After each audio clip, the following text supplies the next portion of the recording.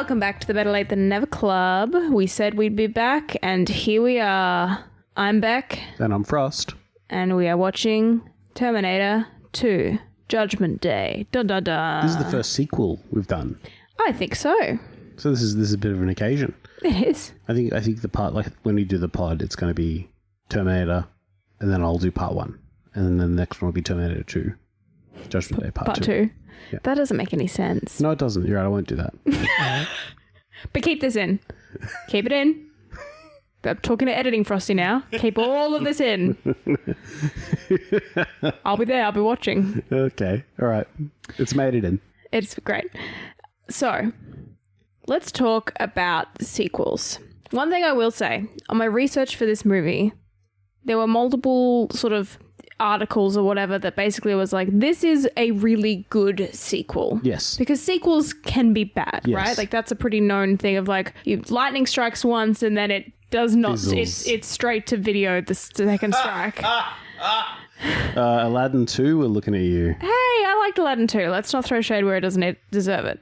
But I'm sure there are definitely examples of terrible sequels that didn't need to happen. But this is not one of them. This is lauded as a good sequel. It has the same director, James Cameron, our Titanic-loving under-the-sea man. Yeah. It had a much bigger budget, obviously. How big are we talking? So I think the first movie had like a $4 million budget or something like that. Yeah. This one had a budget of like $100 million. Oh, damn. That's a big budget. I mean, yeah. The first movie was just so successful. Yeah. Everyone was like, it actually took a bit longer. There was a couple of things, rights and money issues that held up the making of this movie. That's why there was like a decent gap. There is a pretty big gap. What was it, like 84 to 91? Yeah, that's huge. That's a pretty big gap for, Especially when they were smashing out sequels in like 2 or 3 years. Right. That was the turnaround time. It was a couple of things. I mean, also James Cameron was like doing other things, like doing Aliens, another sequel, funnily enough. Yeah, look out. Another Cameron. Good sequel, though. Yeah, that was interesting. In fact, I really like Aliens. I think it's this makes me want to watch Avatar 2 because now I know James Cameron can make a good sequel. Well, yeah. Which is, it's something to be said. You got to say that about James Cameron. The man makes a good sequel. They do be saying that. Here's what I want to know. Yeah. Was his second marriage better than his first? Well, it didn't last. Corollary. So, yeah. How were the later marriages? Were they the fizzles? Were they straight to video? I don't know. Who knows? I don't know if it was his second or third marriage that was to Linda Hamilton, who's in this movie. Second, yeah. No, I think it was his second. But I think they got together like basically when this movie came out. So in Terminator 2? Yeah. So they weren't together during Terminator 1, but I think they got together during Terminator 2. Oh, there you go. Or maybe got married during Terminator. I don't know. Anyway. That's enough about James Cameron's love life. Back to the nuts and bolts of this movie. So, like I said, it had a much larger budget. It was the most expensive film made at the time of it being made. Yeah. Look, the things that I remember about this film, plot, very little. Production quality, a lot. Right. So you remember in the first one we watched, they had like the ships and the future flashbacks. Right. Yeah. Maybe. And it was quite obvious to us that they were like puppets or green screens or whatever. Sure. Doing the special effects. Mm-hmm. Still very good for the time. Definitely. I believe that the visual and special effects in Terminator 2, again, I haven't seen it in a long time, but I remember it being like, wow, like incredibly different. And they had 10 times the budget, so you'd hope that it would be better. Yeah. It did become, and it has remained since, as of 2023, Arnie's highest grossing film ever. Yeah. Which is also it was the highest grossing film of 1991. Yes. So it was, it did well. Yeah. That's to be sure. I mean, there's a reason that Terminator is so prolific in pop culture, and it's not because of the first movie. Well, both movies, they kind of swap, like both of them find their way onto lists a lot. Yeah. You know what I mean? Like, and I didn't see one being overwhelmingly presented more than the others. I will say both of these are the standouts in the entire series. And speaking of that, James Cameron actually intended for this to be the final movie. Yes. He saw this as the completion of the story, which obviously didn't stop more movies being made because a cash cow must be milked. Yes. Hollywood demands. Uh-huh. But that is interesting. I think that's good to know going in, because like the directorial choices are going to reflect that, right? And also he's like the creator, right? Like he like co-wrote it with other people and whatever. But as the director, this was his vision of this, bringing this world to a close and a satisfying, hopefully, conclusion. So I don't know if I'll end this experience wanting to watch any more Terminator movies, or if I'll feel satisfied, with just the two. Last thing to note is the awards this movie received. Ah, interesting. So it did get some Oscars. Good on you, Mr. Cameron. It got Best Makeup. Yep. Probably unsurprising, given what we saw in the first one was like the prosthetics and stuff for Arnie. Yep. And I assume in the 7 years between movies that only got better. Yeah. Yep. We had Best Sound as well. Interesting. And then a really specific category of Best Sound Effects Editing. That seems really niche. That's like... Yes, that does seem we really haven't niche. given Jerry an Oscar ever. What does Jerry do? He edits the sound effects. Or does he do anything else? No, that's what he does. How are we going to get him? Let's just create a new category for Jerry. Just for Jerry. And Jerry lost it to Terminator 2. And lastly, Best Visual Effects, which that's a clear... Yeah. And that is a standout memory for me, is that this film was one of those films that felt like it was ahead of its time in terms of its visual representation of future murder robots. And in fact, this is quite timely because at the moment we're reading a book by, I want to say... Martha Wells. Yeah. I was going to say Agatha Christie, but that's not right. Book by Martha Wells about a murder bot. So it's kind of suitable that we're watching Terminator. It is. It has, we're in robot mind space. We're in our murder bot phase. We're in a killer machine phase. I'm just really excited to watch this. So I think I just want to get into it. Yeah, sorry.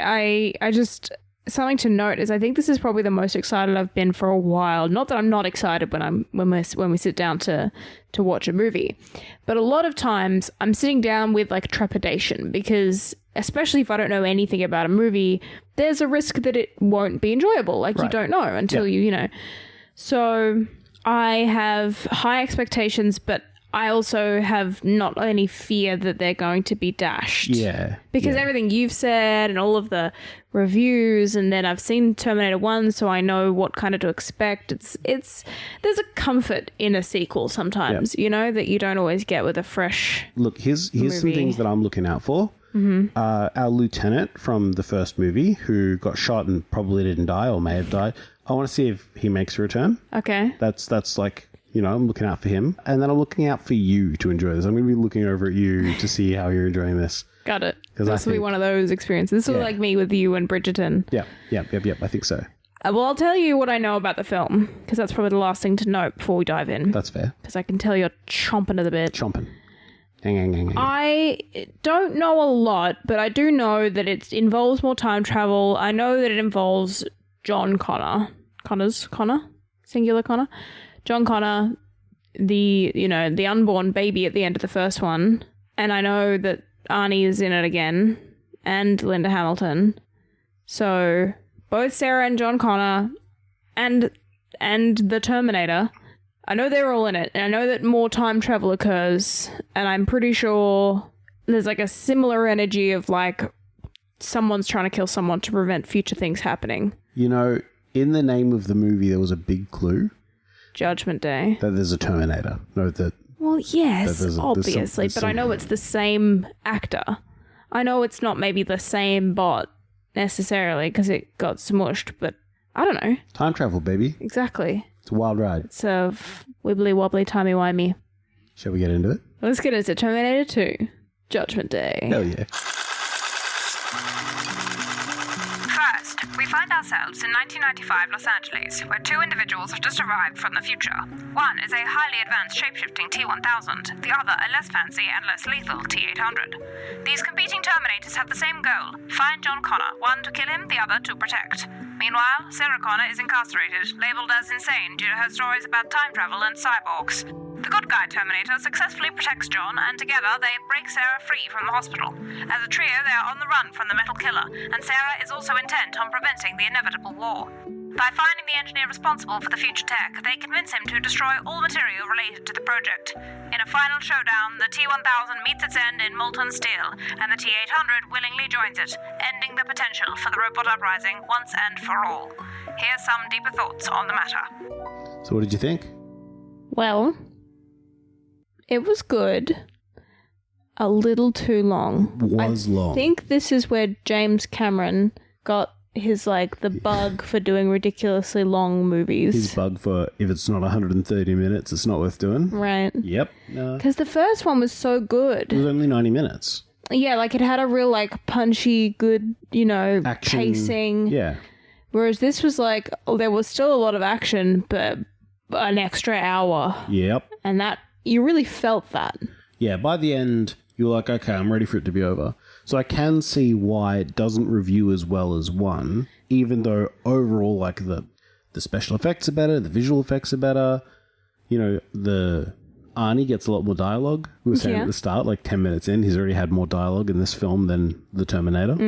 I mean, it's a very different film. Oh, yeah. You know what I mean? Like, even though it's a sequel, the first one is so action-focused and so there's, like, it's basically one long chase scene, right? Yeah. With, like, it's one night, right? Right. So that gives it a very specific vibe, whereas this one has a lot more, I mean, and that's where the extra hour comes in. They're exploring, like, John's, you know, how different he is from Sarah and then also the robot, Arnie, Terminator 101 or whatever his name is, how he becomes, like, he kind of learns emotion a little bit. Yeah. You know, gets a little bit of morality or whatever. The implication is that he learns a little bit throughout the movie.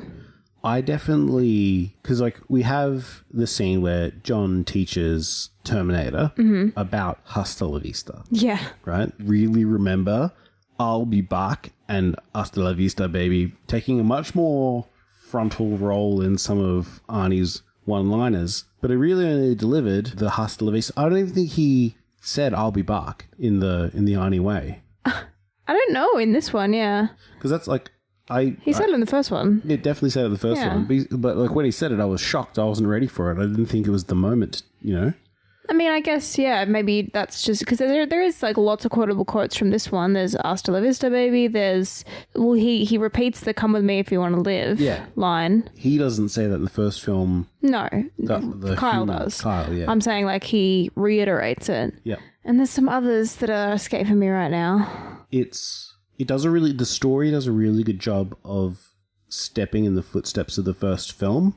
Like, here are some of the same plot points, and here are some of the same activities that they're doing in the same way, like the recursion of the trucks and the evil bot being on the car while they're like, and he's shooting. You know, there's a lot of repeating of and the phone trick. Oh yeah, yeah. We have like the phone trick kind of again, except the other way around. The other way around, yeah.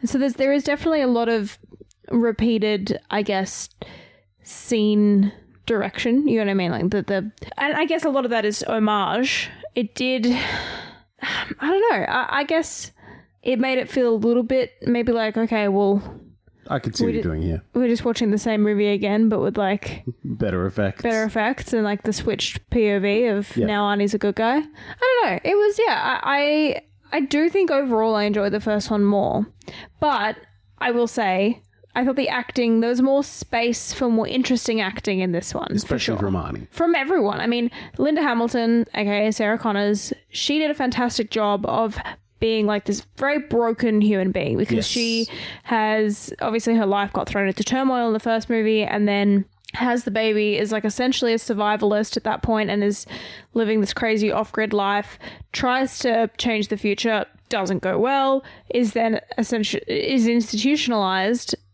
All the things that come with that, you know, she's essentially told she's crazy but she knows she's not. So it's just, that was a really interesting acting job that she had and she did a good job of it. Definitely makes Sarah Connor a really interesting character. Like, I remember when I first watched this, you know, you don't, like, Sarah Connor is a bit of an action hero because she's like ready to go with shotguns and grenade launchers. Definitely teenage me wasn't cognizant of the fact that she was doing a really good job of playing an absolutely broken human. Yeah. You know, it was just like the rewatch, Linda Hamilton. Great job. What a performance. Yeah. It was really good. And like you said, Arnie obviously gets to stretch his legs a little bit more and has a more dynamic role to take on, and I think that worked really well. I think that's probably my favorite part of this, is kind of like we were saying of the book we're reading, seeing a construct, a machine, learn how to become more human and have empathy and care is a really fascinating story to explore. Exactly. Yeah. And very real for the world right now. Oh, yeah. So, yeah, I think that was probably my favorite part that makes this one distinctly different from the first one, where the robot is evil through and through and there is no difference in that. Speaking of the first one, something we mentioned just before the mics were hot is that in Terminator 1, because we start the process of getting our recording ready, like as soon as the first credits roll, which means if there's an after credits scene, we usually don't see it. We might... I mean, not most films don't have them. Yeah, most films didn't have them until Marvel started it in like 2010 or something, right? It was... Yeah. But this film... Sorry, not this film. The first one. The first film, The Terminator, has an after-credits scene where Cyberdyne workers are cleaning up the factory after the fight and they find the parts. And that's like ooh, I know. And you mentioned in our pre-roll that James Cameron wanted this to be the last Terminator film. Right. It's just really interesting to me that in the big fight at the end where Arnie's arm gets ripped off and left in the machinery, they make a big deal of throwing Arnie into the lava and putting the chip in and putting the spare arm in, but they don't go and get his arm. And it's like, come on, James Cameron. Yeah. You just filmed his arm getting ripped off like 5 minutes ago. How has everybody forgotten about that? I mean, maybe the implication is that it's so destroyed, because if you recall in the first film when Sarah kills the first Terminator with the squisher, yeah, there's, there would have been more there than just the arm and the ship, but those were obviously the least destroyed elements that they had then taken. So maybe the implication is his arm was so destroyed by the machinery that it got eaten up into. Yeah. Because, by the end, Arnie is fully on board with let's destroy everything to prevent this from happening, to prevent me from happening. Right. So you'd think that he would have brought it up if he thought it was going to be a problem. Is what I'm saying. That's I mean, that's just kind of what you have to assume. Well, I think the premise of Terminator 3 is the arm. Really? Well, that's it. But that's the thing. James Cameron didn't think of that. Yeah. But good on whoever did make Terminator 3. They were like, I see an opening. Yep, let's make it work. So. That is quite interesting. That whole situation with the arm and Terminator 3, I didn't realize that Terminator 3 wasn't meant to be. I mean, look, what not meant to be is relative, I guess. I don't think James Cameron was involved in any great... I don't think he directed them. But still, I think it is what it is. It takes on a life of its own in a way sometimes, these kind of creative ventures. I think that these two films on their own stand very strong and don't necessarily... I think they've explored the story enough that it feels satisfying. Yeah. Unlike Predator, when you watch Predator 1, you got so many questions about the race and the technology. Whereas this was like, I see, yep, nuclear war, Skynet system, that's a whole thing. My only question... is why didn't they send... Because the implication, right, sort of, because time travel movies can be a little bit confusing, right, in the timeline of how things occur. In the first movie, we get told that Cyberdyne and the machines are essentially have been defeated, or on the verge of being defeated by John and his little rogue army of humans. Yeah. Which is why they have to send the Terminator back in the first place to try and take him out pre-birth. However, if that's the case, at what point in the future do they decide to send back the T-1000? Right. So that's like the weird thing. They definitely don't explain that. And it's sort of the kind of thing where you don't need to, because they could have sent back the T-101 and the T-1000 at the same time. Right. And when Arnie comes in Terminator 2 and he's like, that's a T-1000, it is a prototype liquid metal bot, whatever. Right. He sort of throws it away. It's like that T-101s are pretty common. Yes. The T-1000s, there might not be many of them. Yeah. And I guess the other question, which is just, I mean, a lot of this can be just explained by, plot back. Things have to happen for things to occur. But, like, why didn't they just send back the crazy liquid metal bot the first time instead of the old traditional Arnie? You know what I mean? Yeah. I mean, look, it is a kind of wacky one, because you sort of either they only sent back one in the first timeline, and then the second timeline, they're like, we must have done this before, so we're going to send back a bot to John instead of the mother. But that means 2 bots get sent back, even though they only sent one in different timelines. But it's like, there's infinite possibilities as soon as you start talking about time travel. I know. That's what makes it so wibbly wobbly. The other question that they don't really explain is John in the future John, obviously develops a connection with a T-101 to the point where he sends it back to protect himself. Yeah. And that is also not explained, like, how that can occur, because obviously he's taken control of it, and, like, I don't know. I think the implication is that the robots are programmed in the factory, and at the end of the war, they've, like, cracked into the labs, they've cracked into the factories. If he's a model off the shelf, they might have gotten to him before he's been programmed. Yeah. I guess is... And here is why there's a Terminator 3. Right. It's because there are things to explore. It is an interesting... I mean, like I think I said to you, anything with time travel can be very fascinating and also kind of frustrating, because it's that whole thing of, well, once you kill it, then this stops existing because this never happened, because time is a circle, is a line, I don't know. Yeah. Yeah, at some point, I think I said this last time we watched a time travel movie, you've just kind of got to be like, hands in the air, like, shrug. Like, it is what it is. Yeah. It's sci-fi. Like, it's not, we don't know, because as far as we know, no one's figured out time travel. So until that does happen, if it ever happens, then it's all just conjecture, and it's all just made up, and it's all just whatever works best for the story, TM kind of thing. I always like trying to work out in a time travel film whether we're watching the first iteration of the time travel, we're watching one of the loops, so the start and finish affect each other in a sometimes cyclic fashion, or whether we're watching the last. And so the implication of the Terminator is that we're seeing the first of that time adjustment. And James Cameron's intent with Terminator 2 is obviously that we're meant to be seeing the last. Right. Because it cuts to the end and we're seeing, 2070 Los Angeles, whatever it is. Not 2070. No, she was maybe 2040 or something. Well, it was because 1997. And then she was a grandma. Yeah, so 30 years had passed since 1994. And you saw the LA skyline in the background. So it was like 2024. Nah. Yes. Really? Nah, it would have been way later than that. No. They made it look super, super realistic, super futuristic. Yeah, but remember this was made in the 90s, and they're saying 2024. We were like, humans are like that. They make bold assumptions about the future. Look, you're right.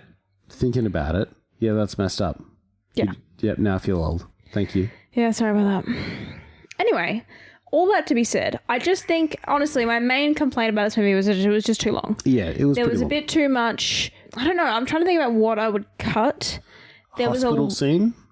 Which hospital scene? There was a lot of Sarah Connor development there, but I reckon you could have cut that back a bit. Her institution, right? Yes, yeah. I don't think the time spent there helped increase any tension. No, that's fair. Because there wasn't a lot of tension because, like, the first film... It helped develop her character, right, but there was which is interesting. There was a lot of tension time there that didn't need to be there. That's fair. Right, so, like, I think her entire escape under her autonomy, like, her escape from the shackles...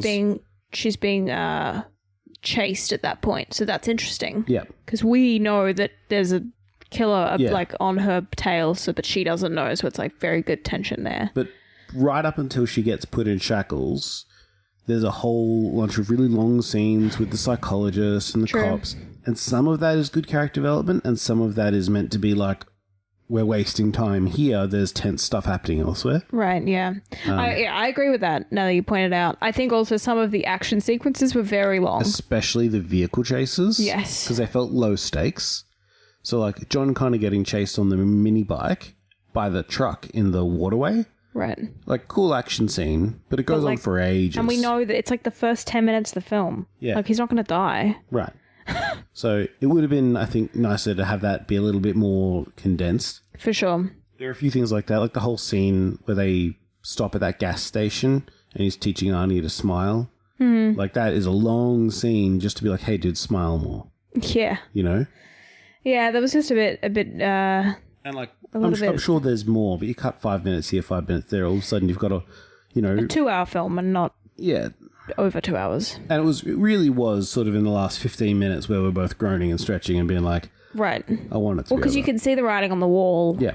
It's basically, as soon as the T-1000 gets into the nitrogen truck, I was like... This is it. Oh, okay. We're starting the final boss fight. Right. And so I was like, first, I thought maybe that would be the killer. And then it was a cool twist that didn't kill it dead. Yeah. And then I was like, oh, so they're going to do it in the molten thing. And that just took a long time to get there. Yeah. Like a long time. They were going through that factory. And like, I get it. They're trying to, you know, make the real emotional toll of everything. And everyone's like, both Sarah and the Terminator are getting super messed up. And I get it, but it just... Maybe you could have kept that if you'd cut some earlier stuff so we weren't like totally done by that point. Yeah, that's exactly So it didn't help. That's exactly it. Yeah. So, but no, really good job acting wise. I thought the general storyline plot was good. You know, time travel bullshit aside. I think as a package they work well together. Yep. Yeah, definitely having seen them so close together like helped. Yeah. I mean, I can't imagine watching this 7 years after. Yeah. I think that would have made it tough. Especially because like there's no you can't just go on YouTube in 1991 and get a quick 15 second. I mean, I bet blockbusters everywhere were out of Terminator 1 for weeks. Yeah. When this was in cinemas. That's because everyone's like, well, I haven't seen the first movie, so I gotta go rent the first one. I totally forgot that renting movies was a thing. I mean, that's literally the only way. Unless some, I don't know if this like cinemas would have put the first one back on again. Maybe. I don't know. Anyway, God, the 90s were wild. We just type it in our phones and beam it. We are living in the future. That's what you got to remember. Yeah, we are. Yes, they made some like kind of impressive looking buildings, but I actually don't think they made it look that crazy futuristic in the year it ends in. No, yeah, exactly. Like we've got smartphones. There was a really funny moment when the scientist's wife, the tech's wife, is, you know, complaining about his work. He's so obsessed with it, and she goes like, "It'll make our computers look like little pocket calculators." Teehee. And I'm just thinking about, you know, how different tech has, and how we do have basically little computers in our pockets and all of this, and autonomous pilots and yeah, it's like we've got all of the Cyberdyne systems warfare. I hate that. We're just short on the Skynet. Yeah. Well, we have neural networks. We don't have room temperature superconducting. I don't know, man. It is a very interesting movie to watch in this current climate. Yeah. When was the war meant to take place? 1994? 1997 is when I think it That's right, August 29th, 1997. So, but like, yeah. So we've delayed it by a good 30 years. Delay the inevitable. It is really funny when we watch a movie like this and it's like the horrible future, everybody's dead, there's skulls on the ground and robots stomp on the skulls. It's 2027. Yeah. Or 2029 or whatever. And you're like, oh, that's like a couple of years from now. I could imagine myself stepping on some skulls. Oh, God. I'm not sticking around for skull stepping. I will be long gone. Yeah, fair enough. Yeah, no, there is no part of me that wishes to be a survivalist in that kind of climate, truly. Like, what, at that point, frankly. Yeah, what are we even doing? What are we even doing? Yeah. Speaking of what are we even doing, let's rate this bad boy. I'm going to give Terminator Judgment Day an 8.3. He's got a damn miniguns out of 10. He's got a damn miniguns. Well, it's because it's plural. It's 8.3 miniguns. Oh, I see. I understand. Look, honestly, I was umming and ahhing as you said that about where exactly I was going to land, that I was bouncing around the low 8s. So I think I'm going to land on an 8.2. Wolfie's doing just fine, dear. No, actually, it should lose points because the dog does die. Did. I factored that in. That's really sad. Yeah. Get tricked though, T-1000. Get absolutely tricked. Indeed, although it didn't last long. I mean, he didn't successfully lure, so get little John home. Yeah. Gosh, damn. Well, that was Terminator Judgment Day. Terminator 2 Judgment Day. Well. Thank you for showing them to me. I hope that my reactions lived up to your expectations. I did. The only time that I looked over and you had a shit-eating grin on your face was when he's teaching him about the phrases to use instead of his robotic turn of phrase. And he goes, hasta la vista. And then you're like, I turn around and you're just like absolutely beaming. And I'm like, yeah, that's from this. Good job. I really, like, what is wild to me is how little those one-liners were used in this film. Like, literally once for Hasta la Vista. And he has another one that escapes right now. I'll be back in the first movie, obviously. There must be other content where Arnie reprises those lines. Yeah, I mean, he's in the other movies. There's only one that he's not in, I think. Yeah. So there's at least a few more movies that he's in. Yeah, I don't know. Maybe it's from that. So yeah, it's just, I think also, like, some things just stick with you more than you think they do. And when it's been referenced in so much other media, it can probably feel like it has a bigger presence in the actual movie than it did. Yeah, that's what I mean. Like, I wonder what other media referenced it so significantly that it became just part of the lexicon. I mean, probably a lot. You could probably Google it. Yeah, maybe. Yeah. Like, how many movies reference Terminator with these quotes? Somebody probably has done a doctorate on the social influence of Terminator 2 and Arnold Schwarzenegger. I'm sure of it. Probably. It's like, because it is honestly a social science. Like, why have humans adopted "I'll be back"? And that's just a thing. That's just a thing that for about 20 years humans said, and everybody knew was fine with that. Yeah. The real question is why there isn't our own Sarah Connor out to take out Musk. Because let's be honest. Wait, say that again? Why there isn't a Sarah Connor? Yeah. I mean, there probably is. Yeah. We just don't know about it yet. Well, in the 90s, as you can see, it was really easy to get away with terrorism. You would just have your mate, Carlos, have a bunker that stored all your guns that you stored for the war that was going to happen in 1997. The world's too woke now. Yeah, the world's just too switched on. There's not enough bunkers. You can't stockpile guns, especially miniguns, anywhere anymore. Yeah. You know. Well, on that lighthearted note, I vote the next movie we do doesn't have eerie reflections of our society within it. Because the last three have felt a little too real. So here's the trouble with that, Bec, is that often art imitates life. And when you take a movie that's like 20, 30 years old and it's trying to be hyperbolic, you know, to show you the worst of humanity... Oof. Because relative to 30 years from now, it would be inconceivable that we would have neural networks capable of self-learning and, you know, unmanned aerial defense networks. That's ridiculous. That's science fiction, Bec. Wait till I hear about the price of eggs. You're not wrong. Yeah, that's part of it. So by watching movies that are 20, 30 years old and their hyperbole is unfortunately... close to reality. In fact, we probably have more. Anyway, you know what?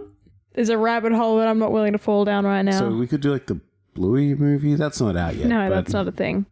We'll figure out something. Yeah. You know, dear listener, if you have any suggestions for something lighthearted, something soul cleansing, perhaps something that doesn't make us directly compare our situation to the horror that's unfolding on the film, that would be really appreciated. Let us know. Give us your recommendations over on our Patreon.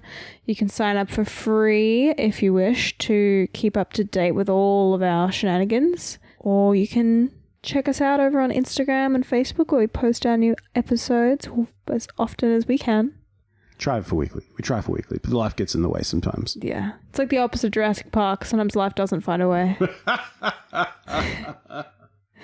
Catch us next time. Bye-bye. Till next time. This episode of the Better Late Than Never Club is brought to you by our patrons.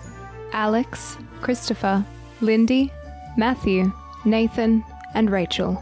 And also our members, Amos, Andrew, Raina, Salty Pond, and Simon. Thank you for listening.